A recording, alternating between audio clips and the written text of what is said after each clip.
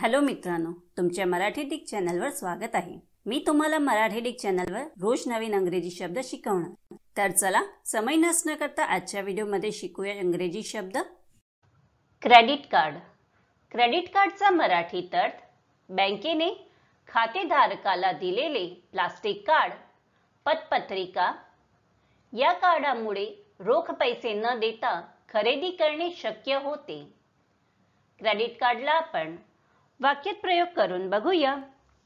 पहिला वाक्य आहे Your credit card is no longer valid। दुसरा वाक्य आहे It is very convenient to pay by credit card। तिसरा वाक्य आहे She was charged with credit card fraud। चौथा वाक्य आहे Will you be paying by cash or credit card? Friends, व्हिडिओला लाईक, शेअर आणि कमेंट करायला विसरू नका आणि चॅनलला सबस्क्राइब करा। Thank you.